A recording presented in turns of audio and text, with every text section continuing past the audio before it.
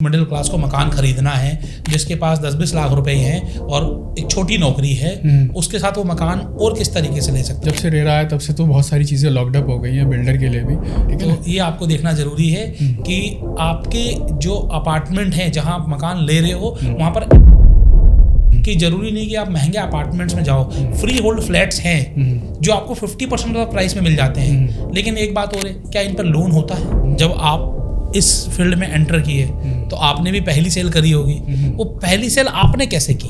सही जगह इन्वेस्ट करोगे तो सही प्रॉफिट आएगा, गलत जगह इन्वेस्टमेंट हो गई तो आपका प्रॉफिट भी नेगेटिव में चला जाएगा। तो आपने कमर्शियल भी बनाया, रेसिडेंशियल भी बनाया, दोनों में आपने लोगों को बहुत अच्छा डिलीवर भी किया। आप ये बात समझ लीजिए कि जिसको अगर घर पे सुकून नहीं मिल रहा ना, वो अगले दिन काम पे जा ही नहीं पाएगा, ना अपना कंसंट्रेट कर पाएगा। ठीक है, रिलेशनशिप में भी दिक्कत आ जाती है भाई कभी कभी तो क्योंकि जो लोग सोचते रहते हैं वो सोचते ही रह जाते हैं और जो एक्शन टेकर बनते हैं वो जीत कर आगे निकल जाते हैं।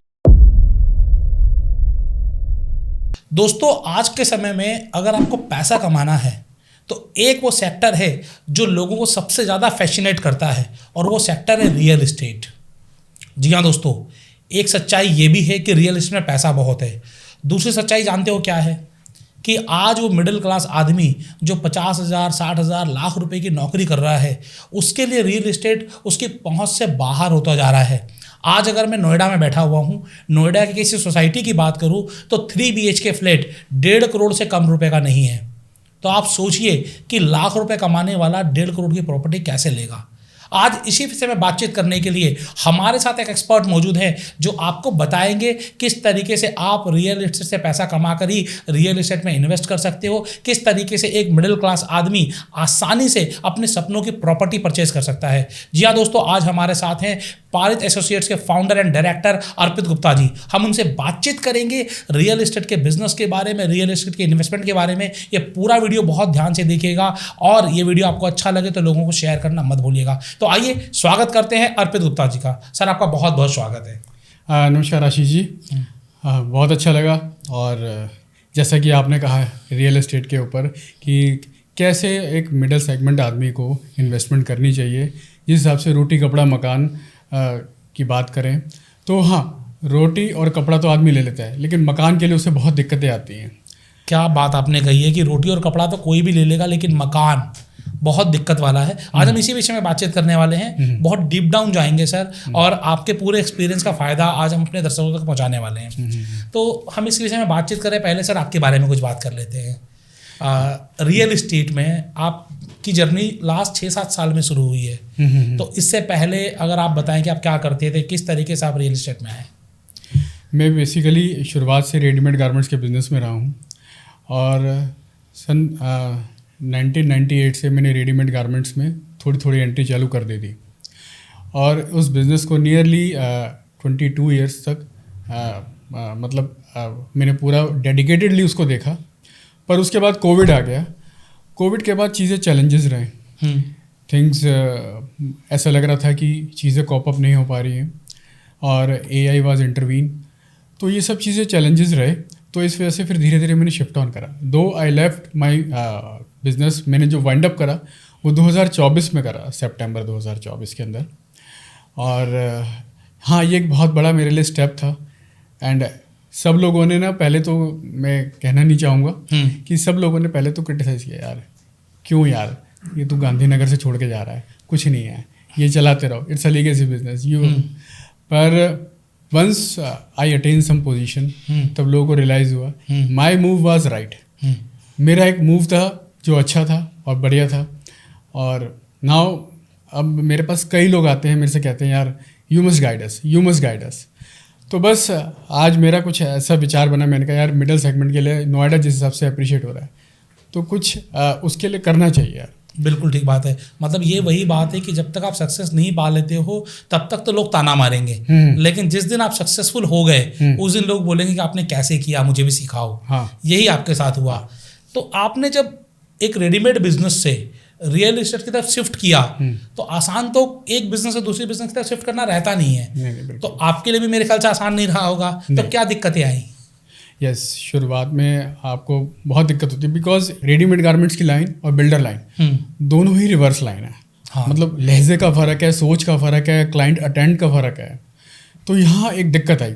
तो मैंने सबसे पहले अपने आप को समझाया, जैसा काज वैसा साज, जैसा देश वैसा भेष। और तीसरा मैं ये कहूँगा कि चाहे यही प्रोफेशन या किसी भी आप प्रोफेशन में उतरे, उस प्रोफेशन के करैक्टर में उतरिए अगर आपको सक्सीड होना है। अगर आप ये मानते हैं कि हाँ मैं इस करैक्टर में उतर जाऊँ तो ही आपको सक्सेस मिलेगी, तो ही आपको उसके चैलेंजेस बियर करने की पावर मिलेगी। सबसे बड़ी बात होती है चैलेंजेस कैसे बियर करें। जब आप अपने मन को समझा लोगे ना, यार इस बिजनेस की यही रणनीति है, यही प्लेटफॉर्म है और हमें ऐसे ही मूव ऑन करना है, तब आप बहुत इजीली उसको एक्सेप्ट कर लेते हो, उसके हिसाब से चलने फिरने लगते हो। बिल्कुल। तो इम्पोर्टेंट चीज़ ये है कि जो आप काम कर रहे हो उस काम में ढल जाओ। हाँ। लेकिन अगर हम बात करें दुकानदारी, जो बेसिकली आप जिस बिजनेस में थे रेडीमेड गारमेंट में, वो बनियों वाला काम हो गया। हाँ। मतलब कि अपने ग्राहक की जी हजूरी करना है एक तरीके से।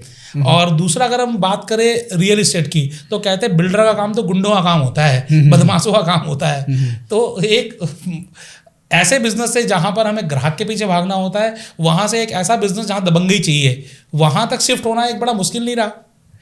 नहीं, थोड़ा तो रहा, पर ठीक है। पहला पायदान तो हमेशा मुश्किल होता ही है। हाँ। और धीरे धीरे चीज़ें करते गए तो रास्ते भी अपने आप धीरे धीरे निकलते रहते हैं। लेकिन आप करोगे ही नहीं ना, तो कोई स्टेप्स नहीं निकलेगा। अगर आप पहले ही मंजिल को देख के डर गए तो फिर आप कुछ नहीं कर पाओगे। तो ये ना, हम अपने कंफर्ट जोन से जब तक बाहर नहीं निकलते तो हम कुछ कर भी नहीं पाते। तो सबसे पहला काम तो होता है कि अब हमें इन्वेस्ट करना है। अगर रियल एस्टेट में घुसना है तो इन्वेस्टमेंट चाहे छोटी है बड़ी है कैसी भी है, करनी है। मैं आपको बता दूं, मैं जब 7वीं क्लास में था तो इश्यूज़ होते हैं पैसे को लेके, तो थे थोड़े बहुत चैलेंजेस थे। तो बस मैंने 2 रुपये के पोस्टर खरीदे और अपने फ्रेंड सर्कल में रोटेट करे। धीरे धीरे मैंने 1 महीने में 32 रुपये कमाए। 30 रुपये का फ़ायदा 2 रुपये से? हाँ जी। 1500% का मुनाफा। हाँ जी, हाँ जी। तो मुझे आज भी याद है, मुझे अपना आज पहला क्लाइंट भी याद है, मुझे वो सारी चीज़ें याद है कि मैंने वो कैसे कैसे करा था। तो कहीं से भी शुरुआत करो, बस शुरुआत करो, रास्ते अपने आप निकल आते हैं। बिल्कुल, आपने ठीक बात कही कि आपको एक्शन टेकर बनना पड़ेगा। हाँ। क्योंकि जो लोग सोचते रहते हैं वो सोचते ही रह जाते हैं, और जो एक्शन टेकर बनते हैं वो जीत कर आगे निकल जाते हैं, जैसे आज आपने किया है। रियल एस्टेट की भी मैं बता दूं, शुरुआत में ना सब कहेंगे अरे ये तो माल महंगा है, और बाद में वही सस्ता लगता है। ऐसे बेचते समय सब कहेंगे तूने सस्ता बेच दिया, और जब बाद में पता लगता है हमने सही रेट पे बेचा। हाँ। तो ये तो सब ना, मतलब गणना बना रखी है लोगों ने हर चीज़ में ना नेगेटिवनेस निकालने की। तो यू हैव टू, मतलब, और इस चीज़ के लिए ना अपने आप से ही लड़ना पड़ता है। बट ठीक है, मेरी कैलकुलेशंस में अगर ये मेरे को प्रॉफिटाइजिंग है, हो सकता है मैं 100 नहीं 90 कमा रहा हूँ, 80 कमा रहा हूँ ना, बस दैट्स इट। बिल्कुल ठीक बात है, आप प्रॉफिट में काम कर रहे हैं, ये सबसे बड़ी बात है। आज के समय में तो हम शार्क टैंक इंडिया देखते हैं, उसमें से 10 में से 8 बिजनेस बोलते हैं I am burning right now. तो वो करोड़ों रुपए लगाकर भी जला ही रहे होते हैं। तो उससे अच्छा ये है कि हम कमा रहे हैं। तो हम लोग सर इस पूरे पॉडकास्ट को 2 सेगमेंट में करेंगे। एक सेगमेंट हम अर्निंग वाला करेंगे, जैसे आपने रियल एस्टेट में अपने लिए एक अपॉर्चुनिटी बनाई, ऐसे बहुत सारे लोग हैं जो एक सेकेंड इनकम अपॉर्चुनिटी देख रहे हैं, वो अपॉर्चुनिटी कैसे बना सकते हैं। दूसरा हम बात करेंगे उन मिडिल क्लास लोगों के बारे में जो लोग बिजनेस करके या फिर व्यापार नौकरी करके घर लेने का सपना ढूंढ रहे हैं, तो उनका सपना भी हम पूरा करेंगे। तो सबसे पहले जैसे आपने किया कि अपने लिए एक इनकम जनरेट की, सेकेंड इनकम बनी, उसके बाद आपने अपना बिजनेस छोड़ा, तो आपने बहुत समझदारी से काम किया। लेकिन बहुत सारे लोग होते हैं जो रियल एस्टेट में एंटर करना चाहते हैं। आशीष जी, मैं यहाँ पे एक बात बीच में बोलना चाहूँगा। देखो, हम कुछ भी कर लें, चाहे रियल एस्टेट है, स्टॉक है, LIC है, मैं किसी की ना वो गलत बात नहीं बोलूँगा, और ना ही मैं अपने आप को बढ़ावा दूंगा। पैसा हमेशा 2 जगह से बनता है, या तो किसान पैसा उगाता है या एंटरप्रेन्योर पैसा बनाता है। बच्चा माँ से ही पैदा होगा, हाँ जी, ये समझ लो, और उसके बाद ही हम किसी चीज़ पे जा पाएंगे। ये बीच की सारी कड़ियाँ, इससे बीच वाली भी सारी कड़ियाँ, नीचे वाली भी सारी कड़ियाँ, और ऊपर वाली भी सारी कड़ियाँ। तो पैसा या तो एंटरप्रेन्योर बनाएगा या किसान बनाएगा। अच्छा, जो बना रहा है वो बनाएगा। हाँ, इसके बीच की सारी कड़ियाँ हैं। ठीक है। तो लेकिन हाँ, जब बात करें रियल एस्टेट की, लेकिन हर चीज़ हर एक के लिए सही नहीं होती, और हर आदमी अगर हर चीज़ में हो पाता होता, हाँ, तो हर आदमी अंबानी भी बन जाता। बिल्कुल ठीक बात है। तो ये तो अपना लाइन ऑफ परफॉर्मेंस चूज़ करना पड़ता है कि मैं कहाँ कर सकता हूँ। हाँ, जब आपने बात करी कि हाँ मैं बात करें मिडल मैन की, मिडल मैन की इन्वेस्टमेंट्स रिलेटेड अगर हम बात करें, उसे सबसे पहले क्या करना चाहिए, उसे देखना चाहिए मेरा बेसिक इनकम क्या है और मैं कितनी उसमें इन्वेस्टमेंट फैच आउट कर सकता हूँ। तो हम लोग बात कर रहे हैं अभी कि एक मिडिल क्लास जो है वो प्रॉपर्टी कैसे बाय करे, ये बड़ा इंपॉर्टेंट है। हाँ। क्योंकि 50,000 60,000 रुपये की तनख्वाह है, प्रॉपर्टी की कीमत है 1 करोड़ रुपए, 1.5 करोड़ रुपए। तो कैसे एक जो हम सैलरीड लोगों की बात कर लेते हैं या फिर वो बिजनेसमैन जो एक नॉर्मल इनकम में है, साल की 6 लाख 7 लाख 10 लाख रुपए इनकम में, क्या वो प्रॉपर्टी बाय कर सकते हैं? बिल्कुल कर सकते हैं ना। आप समझिए, अभी जैसे रोटी कपड़े मकान की मैं बात करता हूँ, मकान हमेशा इससे डिफिकल्ट रहा है। आज अगर 1 लाख रुपए की इनकम है, 20 साल पहले वो 10,000 रुपये की इनकम थी, और आज अगर जैसे 1 करोड़ का है तो 20 साल पहले 10 लाख का होता था। तो अगर हम वो रेशो सेलेक्ट करें तो रेशो तो वो सेम ही है। क्या पहले नहीं बिकता था? बिकता था। सोना आज क्या भाव है और 20 साल पहले क्या भाव था? बिकता नहीं था, सब बिकता था। पहले भी चैलेंज रहता था और आज भी चैलेंज है। बिल्कुल। तो ये तो हमेशा ही चैलेंज रहेगा, आने वाले 10 साल बाद भी चैलेंज रहेगा। तो ये तो मतलब इसकी प्लानिंग करनी पड़ती है, अपना स्ट्रक्चर बनाना पड़ता है कि हाँ मुझे लेना है, और हर घर में बनती है ये। चाहे सामने वो कोई कुछ कह रहा हो ना, ये आपको जताए ना, लेकिन अंदर अंदर वो प्लानिंग कर रहा होता है, यार मुझे ना मकान लेना है, मैं अभी इतनी इन्वेस्टमेंट करूँगा और उसके बाद ऐसे ऐसे EMI सेगमेंट लगाऊंगा और फिर इस मकान को लूँगा। मिडिल सेगमेंट भी मकान इजी वे आउट में ले सकता है, बस उसे ज़रूरत है हाउ टू प्लान अप। एक रियल अच्छे एस्टेट एजेंट से कंसल्ट करे, अच्छी कंसल्टेंसी करे, and he must take a guideline for that कि मुझे कैसे कैसे इसको फ्रेमवर्क बनाना है। मैं आपकी एक रील देख रहा था, इसमें आपने कहा है कि रियल इस्टेट पैसों से नहीं प्लानिंग से लिया जाता है। इसका क्या मतलब हुआ सर? यस, हम सोचते हैं जब पैसा होगा, हाँ, हर चीज़ पैसे से नहीं होती, प्लानिंग से होती है। मतलब आप समझो, अगर आप 1 करोड़ का फ्लैट है, आपने कहा मैं अभी 10% पैसे दे सकता हूँ, सपोज करिए 10 लाख का डाउन पेमेंट करा। हाँ जी। फिर पेमेंट प्लान भी होता है उस बिल्डर का। तो बिल्डर का पेमेंट प्लान जैसे 4 साल बाद उसने पोजेशन देना है, तो उसे आप सेटिंग कर लो कि हाँ मैं 4 साल में ऐसे ऐसे ऐसे दूंगा, हाँ, ठीक है, थोड़े थोड़े पैसे देता रहूँगा। हाँ। अच्छा, मेरे हिसाब से वो फ्रेमवर्क बहुत अच्छा है, क्योंकि क्या होता है हमारी लाइफस्टाइल के अंदर ना, लाइफ जर्नी के अंदर कुछ ना कुछ ऐसे चैलेंजेस आ जाते हैं, जैसे 50 मजबूरियाँ, 50 बहाने आ जाते हैं, हम पैसा इकट्ठा कर ही नहीं पाते। तो इंस्टेड ऑफ एकदम से मैं पैसा पहले पूरा इकट्ठा करूं फिर इन्वेस्ट करूं, मैं कहता हूं ये वाला सेगमेंट बहुत अच्छा है कि आप स्लो पैटर्न पे CLP प्लान के अंदर जाके आप इन्वेस्टमेंट करिए। ये CLP प्लान क्या है? कंस्ट्रक्शन लिंक प्लान होता है। अच्छा, प्लान भी अलग अलग तरीके के होते हैं? हाँ, एक होता है कि लमसम पेमेंट प्लान होता है कि हमने एक साथ फुल पेमेंट कर दी, उसमें डिस्काउंट मिल जाता है। हाँ, उसमें डिस्काउंट मिलता है। लेकिन मैं जिन लोगों के लिए बहुत दिक्कत है ना इकट्ठा करने के लिए, कईयों के लिए तो होता है हाँ मैंने तो इन्वेस्टर है, उसके लिए तो 1 करोड़ का फ्लैट लेना कुछ नहीं है, लेकिन जो बेसिक ऑक्यूपायर है उसके लिए दिक्कत है, तो वो अपनी दिक्कत को ऐसे सॉर्ट आउट कर सकता है। अब देखो, क्योंकि हमें पता है कि 4-5 साल के गैप में कुछ ना कुछ फैमिली प्रॉब्लम्स ऐसी आती है कि आदमी के पैसे वो फंड कहीं ना कहीं यूटिलाइज हो जाते हैं, मन कर जाता है यार ये शॉपिंग कर लो, हाँ, घूमने चले जाओ। पैसा कहते हैं ना गोल है, और उसकी ताकत भी वही है, वो टिकता नहीं है। तो उसको टिकाए रखने के लिए एक सही प्लेटफॉर्म चूज करिए, भले ही 100 का माल 110 मिल रहा है, कोई बुराई नहीं है उसमें आप, लेकिन एंड ऑफ द डे देखेंगे कि मैं वो इकट्ठे कर पाया।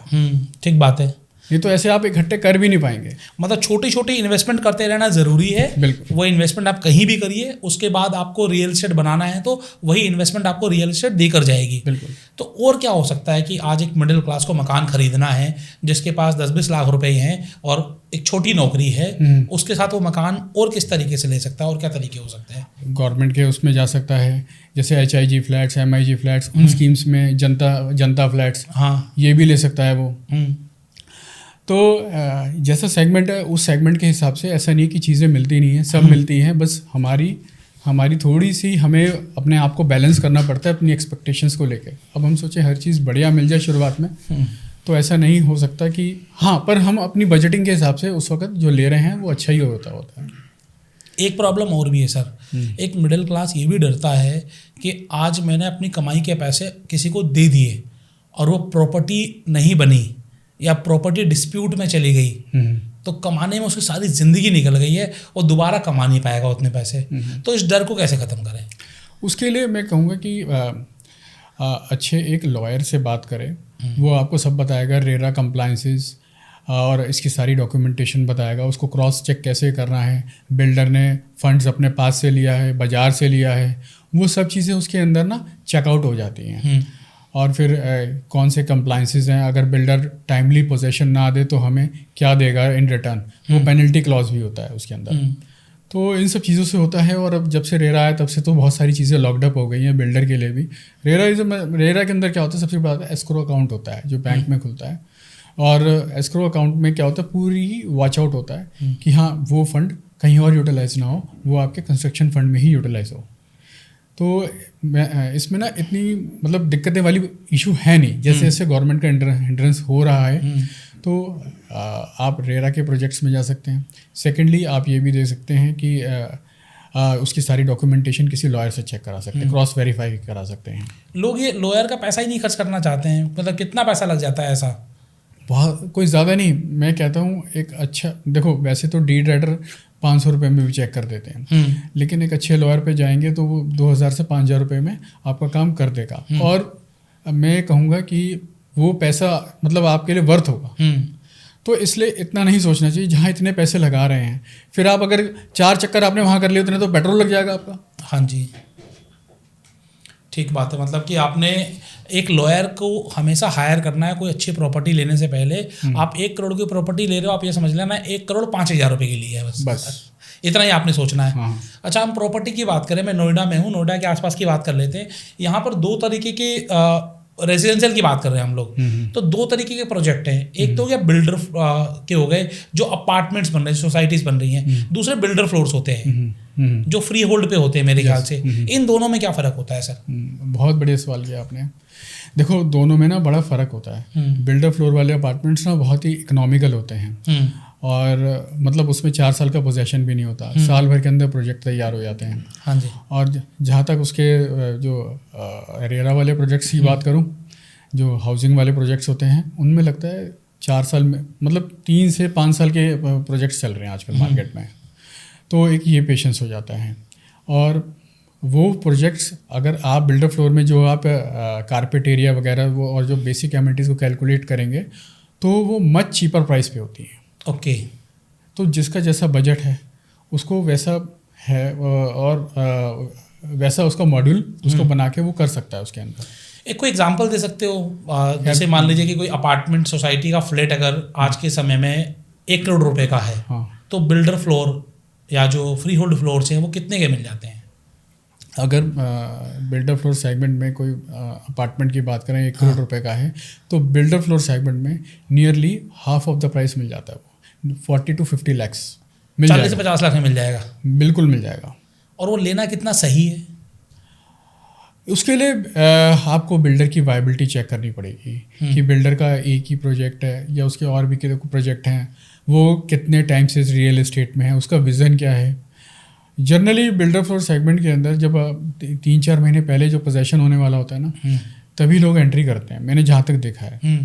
और खैर प्रोजेक्ट तो मैं भी अपना बना रहा हूँ। अच्छा, आपका भी प्रोजेक्ट बन रहा है? हाँ। किस नाम से बन रहा है सर? मेरा परित वाटिका के नाम से बन रहा है। कहाँ है सर ये सेक्टर 49। सेक्टर 49 नोएडा में है। हाँ, मैं आपको लिंक दे दूंगा, आप सर का प्रोजेक्ट भी विजिट कर लीजिएगा। मीनवाइल हम लोग बात ये कर रहे हैं कि क्या देखना चाहिए उसमें बिल्डर फ्लोर में। एक तो सबसे बड़ी बात जो आज के लाइफस्टाइल के साथ चैलेंजेस है ना, सबको एक तो डेडिकेटेड पार्किंग ज़रूर मिलनी चाहिए। हसल फसल में मत फंसो, जो ये कह देते हैं ना फर्स्ट कम फर्स्ट सर्व आ जाओ। हाँ।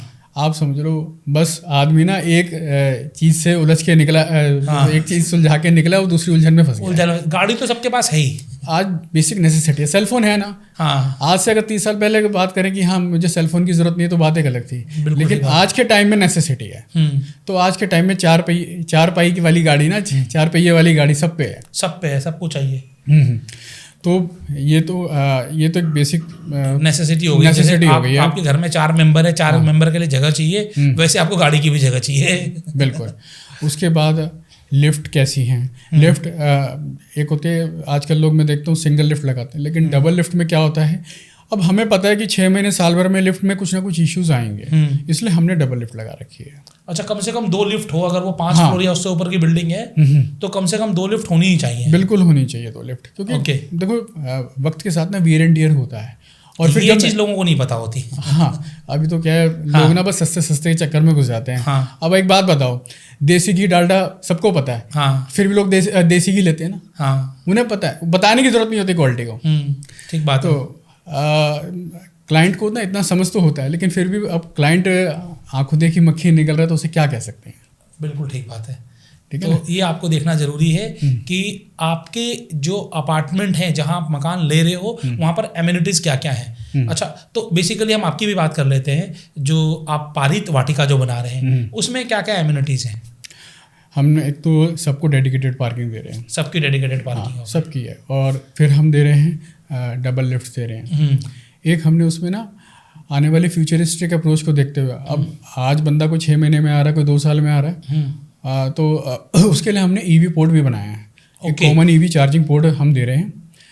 अब क्योंकि क्या है कि आने वाले टाइम में हमें नहीं पता 2 साल बाद किसी को एग्जिट होना है, तो उसे फ्यूचरिस्टिक अप्रोच के हिसाब से बिल्डिंग हमेशा फंक्शनल रहे, उस हिसाब से उन सब चीज़ों का प्रोविज़न करा है। और हमने पानी का भी डबल बैकअप ले रखा है।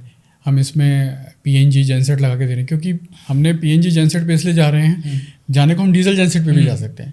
उसका ये रीज़न रहा है, दिवाली के आसपास ना NGT आ जाती है। हाँ जी। तो 1-1.5 महीने के लिए वो डीजल जेनसेट्स के लिए चैलेंज हो जाता है। तो why the client should, why the customer should bear that pain. भाई उसने घर अपने सुकून के लिए लिया है ना, उसे घर आके सुकून नहीं मिल रहा ना, तो वो कल काम पे भी नहीं जा सकता। ठीक बात है। आप ये बात समझ लीजिए कि जिसको अगर घर पे सुकून नहीं मिल रहा ना, वो अगले दिन काम पे जा ही नहीं पाएगा, ना अपना कंसंट्रेट कर पाएगा। ठीक है, रिलेशनशिप में भी दिक्कत आ जाती है भाई कभी कभी तो। आपके घर का नल खराब हुआ तो बीवी का मूड भी खराब हो सकता है। बिल्कुल बिल्कुल। अब हमें पता है कि वो बिल्कुल एयर फ्रेश नहीं होना चाहिए, तो उसके लिए हमने 11 फीट हाइट दी है। ओके, क्लियर हाइट दी है। यहाँ 9.5 फीट हाइट होती है अपार्टमेंट में। हाँ, तो वो थोड़ा सा कंजस्टेड रहता है। हाँ। फिर हमने उसमें प्राइवेसी मेंटेन करने के लिए एक बीच में इस तरह से गैलरी प्लेटफॉर्म, यानी वो जो लेआउट बनाया ना, हाँ। वो बिल्कुल है कि आप अगर ड्राइंग और डाइनिंग एरिया को करना चाहें सेपरेट एक ग्लास डोर लगा के, तो आप बिल्कुल अलग कर सकते हैं। ये सब चीज़ें छोटी छोटी बातें हैं, लेकिन बहुत इंपॉर्टेंट बातें हैं। लोगों को ना वो फैलाव दिखता है। हाँ। लेकिन जब यूजेबिलिटी फैक्टर पे है ना, हाँ। तो फैलाव ना पता लगता है, यार ये तो कलेज है, ये फैलाव नहीं है, सबको दिख रहा है जो आया। तो वो उस हिसाब से ना घर की लोकेशन, घर का लेआउट ना उस हिसाब से हमने डिज़ाइन करा है उसको। ओके। कि वो लॉन्ग टर्म यूजेबिलिटी में उसे पता लगे, yes that's the usability factor. ये बड़ा इंपॉर्टेंट चीज़ है। तो बेसिकली आपको जब घर लेना है तो ये देखना है कि जो आपको बेसिक एमिनिटीज़ है, जो बेसिक नेसेसिटी है, जो आपको घर में शांति के लिए चाहिए, वो है कि नहीं है। हाँ। ये बड़ा इंपॉर्टेंट है। और ज़रूरी नहीं है कि अगर किसी पास बजट नहीं है, जो मिडिल क्लास का आपने बहुत बड़ा सॉल्यूशन दिया है कि ज़रूरी नहीं कि आप महंगे अपार्टमेंट्स में जाओ। फ्री होल्ड फ्लैट्स हैं जो आपको 50% ऑफ प्राइस में मिल जाते हैं। लेकिन एक बात और है, क्या इन पर लोन होता है? लोन भी होता है। वी हैव NBFC की सारी टीम है हमारे पास जो बैंक लोन देती है। अभी आपने जैसे जो बात करी, मैं आपको बताऊँ, एक हाइट पार्ट का ही क्लाइंट हमारे पास आया और YouTube वीडियोस के अंदर उसका वीडियो भी है। उसने भी कहा है कि हाइट पार्क से छोड़ के मैं यहाँ आ रहा हूँ। ओके। हाँ, तो आप सोचिए सोसाइटी का बंदा भी अगर बिल्डर फ्लोर सेगमेंट में जा रहा है, तो उसने कुछ देखा है कि क्या है हमारे प्रोजेक्ट के अंदर। अब हमने इसके अंदर क्या करें, कंस्ट्रक्शन से बात करें तो कंस्ट्रक्शन हमने सॉइल टेस्टिंग कराई है, हमने RMC की सारी टेस्टिंग कराई है। तो हमने कहीं पे लिटिगेशन वो यानी छोड़ा ही नहीं है। अब हमने लीकेज टेस्टिंग भी कराई है पानी की। तो जहाँ जो चीज़ हो सकती है टेस्ट से रिलेटेड, हम हर चीज़ में। फिर मैंने अपने प्रोजेक्ट में रेगी इंडेक्स सर्टिफिकेशन कराई है। क्या होता है सर वो? रेगी इंडेक्स सर्टिफिकेशन एक अपने आप में एक अथॉरिटी है जो आपके कंस्ट्रक्शंस की बारीकियों से सारी चीज़ें आपको अपडेट करती है। और हमें अभी 3 महीने पहले ही हमें गोल्ड स्टार 4 स्टार रेटिंग मिली है उसकी। 4 स्टार रेटिंग मिली है? हाँ, गोल्ड स्टार रेटिंग है। ओके। तो ये जल्दी से बिल्डर्स को नहीं मिलती है? यस। तो हमने कंस्ट्रक्शन में तो कोई कमी ही नहीं छोड़ी है। आप हमसे हर कंस्ट्रक्शंस के ना सर्टिफिकेट्स ले सकते हैं अप्रूव्ड, कि हाँ हमने यहाँ पे ये सब चीज़ें टेस्टिंग कराई है। किसी को पता हो ना कि हाँ हमने श्री राम के अंदर टेस्टिंग कराई है, तो उसे पता है कि श्री राम क्या है, बताने की ज़रूरत नहीं है। तो बेसिकली ये प्री बिल्डिंग स्टेज होती है जहाँ पर ये बहुत सारे काम कराने होते हैं। और जब मकान बन जाता है उस समय किसी परचेजर को तो पता ही नहीं होता जैसे इन्वेस्ट करना है। उसे प्लास्टर पेंट के बाद क्या दिख रहा है। अब हमने 4 फुट के बाद सीमेंटेड स्लैब कराई है। ये कंस्ट्रक्शन के अंदर एक बूंद डाल देता है। ओके। प्लास्टर के अंदर नेटिंग कराई है, ये प्लास्टर को गिरने नहीं देता। और सारी कंस्ट्रक्शन हमने वाटर सॉफ्टनर से कराई है। अब इसमें क्या सीपेज की इश्यूज नहीं रहेगी, बार बार वियर एंड टियर नहीं आएगा। जो पेंट आपका 4 साल चलना है वो 6 साल चलेगा। ये कितनी बारीक बारीक चीज़ें आज किसी कंस्ट्रक्शन के अंदर, अगर ये सब चीज़ लोगों को पता हो तो जो अपना मकान बना रहा है वो भी ज़्यादा अच्छा बनाएगा। पर लोगों को तो मेकअप चाहिए ना, लोगों को मेकअप चाहिए लोगों को तो ये चाहिए कि खाना एकदम बढ़िया से मेरी प्लेट में आ जाए। हाँ, से वो नुकसान कितना भी दे रहा हो हाँ। उससे कोई फर्क नहीं पड़ता है, नुकसान से कोई तकलीफ नहीं है, बस सजावट अच्छी होनी चाहिए। हाँ। लेकिन यहाँ पर सजावट भी है और साथ साथ में वो हेल्दी भी है। Yes. मतलब आपके लिए लॉन्गेटिविटी भी लेके आ रहा है। Yes. ये बात रही कि आज एक मिडिल क्लास के लिए मकान लेना सपना नहीं, हकीकत है, बशर्ते कि वो कुछ बातों का ध्यान रखे। अगर एक बार मैं आपसे पूछना चाहूँ कुछ ऐसी 4-5 बातें आप मिडिल क्लास लोगों के लिए बताएं कि आप ये 4-5 काम करो और मकान तो आप यूँ बना लोगे। देखो, सबसे पहले अगर उसका मन है लेने का, मन क्या, उसे लेना पड़ेगा ही पड़ेगा। हाँ। तो बिल्कुल। तो वो पहले तो सबसे पहले ना विजिट्स चालू कर दे कि मेरे को प्रॉपर्टी लेनी है। अच्छा, थोड़ा तो अपना ना माइंडसेट क्रिएट भी करना पड़ता है। हाँ, मुझे इस तरह से प्रॉपर्टी लेनी है, अपनी बजटिंग। अगर बजट नहीं है तो उसके लिए क्या करे, किसी न किसी प्रॉपर्टी में ना थोड़ा सा पहले उससे पहले क्या करे तो LIC या SIP या FD किसी में इन्वेस्टमेंट करे, थोड़ी थोड़ी करके चालू करें। थोड़ा सा जब उसके पास डाउन पेमेंट का फंड हो जाए और फिर क्या करे, उसमें इन्वेस्ट करे और उसमें CLP प्लान ले ले। इन द मीन टाइम बहुत बार ऐसा होता है कि आपके बीच में ही ना यूनिट बिक जाती है, तो धीरे धीरे उस पैसे को लीकेज कहते हैं, लीकेज ऑफ मनी, उसको लिक्विडेट करता रहे। उसको मतलब धीरे धीरे, जैसे मैंने किसी को कहा ये फ्लैट ले लो, तो धीरे धीरे ना जब हम पैसे को रोटेट करते हैं, री इन्वेस्ट करते हैं, तब हम पैसा ग्रो करने लगता है। तो यहाँ से हमारी प्रॉब्लम्स का सोल्यूशन होता है। साइड इनकम वगैरह इन सब चीज़ों को कोलैबोरेट करके वी कैन यानी उसको फिर इन्वेस्ट करके we can make that move. तो यहाँ पे सबसे बड़ी बात है कि हमें पहले तो इन्वेस्टमेंट करनी है। नंबर 1 इन्वेस्टमेंट हो गई। हाँ, ठीक है। और उसके बाद उसको देखना है कि अगर हमारे बजट के अकॉर्डिंग लेनी है, कैसे उसे रोटेट करना है, और फिर उसमें अगर फंड्स की शॉर्टेज है तो कैसे उसके अंदर ऐड ऑन करना है। कौन सी साइड इनकम को यूटिलाइज करके उसको हम ऐड ऑन करें। इसमें फाइनेंस भी हम ऐड कर सकते हैं, बैंकिंग भी ऐड कर सकते हैं।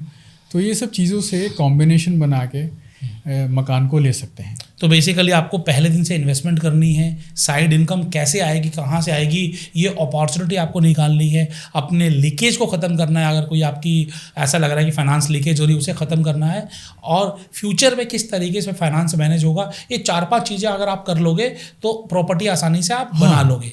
बस इतना ही आपको ध्यान देना है, इतना ध्यान देने की ज़रूरत है। उसके बाद जो आपको सपना है प्रॉपर्टी लेने का वो हो जाएगा। लेकिन यहाँ पर अब हम लोग आते हैं साइड इनकम के ऊपर। जो साइड इनकम के बहुत सारे तरीके हो सकते हैं, लेकिन आज हमारे साथ रियल एस्टेट एक्सपर्ट हैं, तो हम आपसे ये जानेंगे कि रियल एस्टेट में साइड इनकम कैसे बनाएं।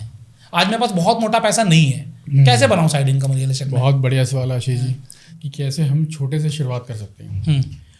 तो उसके लिए हम क्या कर सकते हैं, सबसे पहले क्या करें, विजिट्स करें।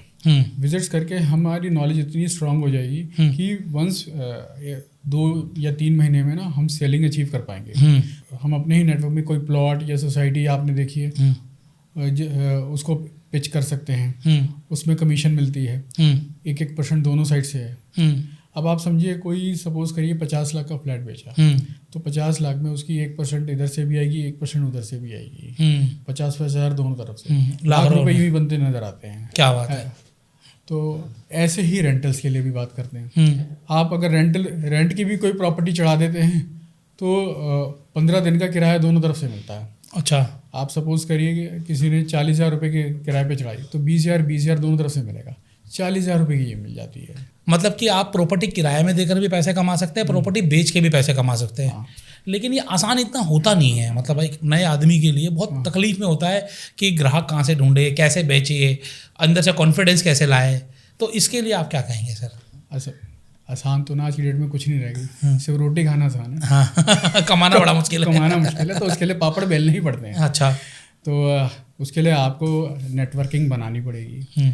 इधर उधर जो भी अपने सर्कल में है उनको उनके अपने जो भी आप कोई भी डील आती है उसके बारे में पिच मारनी ही पड़ेगी। और एक आध बार विजिट्स भी करानी पड़ेगी, जाना भी पड़ेगा। तो ऐसा नहीं है कि मैं कहूँगा कि नहीं होता, नहीं होता तो आज ना मैं यहाँ पे होता, ना रियल एस्टेट के इतने सारे बड़े बड़े agents या बिल्डर्स बिल्डर्स या डेवलपर्स की बात करें तो वो होते हैं। तो कहीं ना कहीं से तो हर किसी ने शुरुआत करी है। मुर्गी पहले आई या अंडा, ये किसी को नहीं पता। किसी को नहीं पता। सर चलिए हम अंडे की बात नहीं करते, हम ये बात करते आपने भी तो पहली सेल करी होगी ना। जब आप इस फील्ड में एंटर किए तो आपने भी पहली सेल करी होगी। वो पहली सेल आपने कैसे की? मैंने तो शुरुआत में अगर मैं बात करूँ, मैं जब 7th क्लास में था, आई वाज जस्ट 12 ईयर्स, तब मैंने WWE के ना बहुत ज़्यादा चलन में थे पोस्टर, ऐसे आते थे इतने बड़े। तो वो पोस्टर्स में एक बार अठन्नी के पोस्टर्स ले गया और मैंने अपने फ्रेंड्स में बेचे। वो अठन्नी वाले पोस्टर 1 रुपये में बिक गए। मैंने वहाँ से 4 रुपये करे और ऐसे धीरे धीरे करके 1 महीने में मैंने 32 रुपये बना लिए। अच्छा, ये हो गया आपका। चलिए तो पोस्टर वाला गेम हो गया। अब हम आते हैं रियल एस्टेट वाले तो गेम में। कहीं ना कहीं सेलिंग को जोड़िए ना आप। हाँ, सेलिंग को बिल्कुल मतलब आपके अंदर 7वीं क्लास से वो सेलिंग वाला गुण थे। आप कुछ भी कह लो। तो कहीं ना कहीं आपको अगर सेलिंग में आपको धीरे धीरे एक्सपर्टाइज आ जाती है, ऐसा नहीं है कि कोई। लेकिन रियल एस्टेट एक बड़ा टिकट साइज प्रोडक्ट है, 50 लाख 80 लाख 1 करोड़ 2 करोड़ रुपए का है। तो वहाँ पर खरीदने वाले भी वैसे ही लोग होंगे। उस समय आपको किन बातों की सावधानियां बरतनी पड़ती हैं जब आप रियल एस्टेट बेच रहे हो? तो आपका प्रोजेक्ट होना चाहिए दमदार, मतलब आपको देखना चाहिए। अब मुझे लेना है ऑफिस और आप मेरे को दिखा रहे हो शॉप, हाँ, तो आपको क्लाइंट का टेस्ट भी समझना है। ये बड़ा इंपॉर्टेंट आपने कि क्लाइंट को समझो। हाँ, कि क्लाइंट क्या चाहता है। मुझे पसंद है चाय, आप दे रहे हो कॉफ़ी। सबकी नहीं है ना पसंद वो। गरम खाने का मतलब ये नहीं है ना कि दोनों चीज़ें वही खाएगा। ठीक बात है। तो ये हमेशा अपने क्लाइंट के टेस्ट को समझो। किसी को होता है लॉन्ग टर्म इन्वेस्टमेंट चाहिए, किसी को शॉर्ट टर्म चाहिए, किसी को रेंटल्स चाहिए। तो ये सब तीनों चारों सेगमेंट को समझ के ही आप क्लाइंट को पिच करिए। मतलब आपको क्लाइंट को पहले नीड एनालिसिस करनी है। बिल्कुल। एक बार नीड एनालिसिस कर ली, उसके बाद क्लाइंट को चीज़ें दिखाओगे तो उसके टेस्ट की होंगी। हाँ। वो अपने आप खरीदना चाहेगा। बिल्कुल। आज के समय में आपको क्या दिक्कतें आ रही हैं अगर हम ग्राहक की बात करें? क्योंकि प्राइस भी बहुत बढ़ चुके हैं और लोगों के पास ऑप्शंस भी बहुत सारे हैं। तो ऐसे में प्रॉपर्टी सेल करने में क्या दिक्कतें आ रही हैं? सेलिंग बेसिकली प्रॉपर्टी ना बहुत फास्ट गेम नहीं है, it's a game of patience. आप में पेशेंस है तो ही करिए, नहीं है तो मत करिए फिर इसको। इसमें क्या है, सबसे बड़ी बात तो मैं ये कहूँगा कि आप जब इन्वेस्ट करते हैं तो एक तो लोगों को ना लगता है एकदम से प्रॉफिट हो जाए और सब एक ही भेड़ चाल में चलने लगते हैं। अब पीछे क्या था, सब बिल्डर फ्लोर सेगमेंट में चले गए या रेजिडेंशियल सेगमेंट में चले गए। तो क्या हो गया, सारा रेजिडेंशियल सब, और कहीं ना कहीं कमर्शियल सेगमेंट स्लो था। तो जब सारी भीड़ एक जगह जा रही होती है ना, तो कहीं ना कहीं वो एक छोटा कोना ना बच जाता है। तो इन्वेस्टर को हमेशा ध्यान रखना चाहिए, जहाँ दुनिया भाग रही है ना वहाँ नहीं भागना उसके पीछे। अभी आप देखिए गोल्ड में अब कोई इन्वेस्ट करेगा तो वो गिरेगा ही गिरेगा, क्योंकि एक ही तरफ भाग रही है। हाँ, एक ही तरफ भाग रही है। तो ऐसे ही हमें देखना पड़ता है कि कहाँ पे इन्वेस्टमेंट करनी है, वो कहाँ पे हमें क्लाइंट्स को प्रॉफिट कराना है। ये बड़ा इंपॉर्टेंट है कि आपने इन्वेस्टमेंट कहाँ करनी है। सही जगह इन्वेस्ट करोगे तो सही प्रॉफिट आएगा, गलत जगह इन्वेस्टमेंट हो गई तो आपका प्रॉफिट भी नेगेटिव में चला जाएगा। ये आपने बड़ी इंपॉर्टेंट बात की। इसके अंदर एंट्री और एग्जिट भी हर जगह हर एक का एक एंट्री एग्जिट होता है, वो ज़रूर ध्यान देना चाहिए। तो ये सारी बातें आज सर ने आपको बताई। रियल एस्टेट में बिजनेस करना भी आसान है, एक मिडिल क्लास के लिए प्रॉपर्टी लेना भी आसान है, बशर्ते कि वो प्लानिंग से काम करे। प्रॉपर्टी लेने के लिए पैसे नहीं, प्लानिंग चाहिए। ये बहुत इंपॉर्टेंट है। सर आपने कमर्शियल प्रोजेक्ट्स भी बनाए हैं सर? हाँ। तो commercial project versus residential projects, दोनों में क्या फ़र्क रहता है सर? दोनों के अपने अपने बेनिफिट्स हैं। कमर्शियल में रेंट यानी आप देखो बहुत जल्दी बन जाता है और मतलब बनते आपका लीज आउट भी हो जाता है और उसमें से बहुत जल्दी रेंटल्स भी आने लगते हैं। रेजिडेंशियल सेगमेंट एक्चुअली मेरा मन से था कि मैं ना अगर रेजिडेंशियल सेगमेंट में जाऊं तो ऐसा दूं कि जो लोगों को कोई दे ना पा रहा हो बिल्डर सेगमेंट के अंदर। मतलब सपने सबके हैं, पर मेरा उद्देश्य ना प्रॉफिटाइजिंग कम। मैं क्लाइंट को कुछ ना कुछ ऐसा देना चाहता हूँ कि वो कहे यस, अगर मैंने इनसे नहीं लिया ना तो ये मिस कर दूंगा मैं। मैं अपनी ज़िंदगी की अपॉर्चुनिटी मिस करता हूँ, अपॉर्चुनिटी मिस कर दूंगा, ठीक बात है। क्योंकि मैं एक बार में एक ही प्रोजेक्ट बनाता हूँ, मैं तो करता नहीं और मैंने तो चालू करने भी नहीं।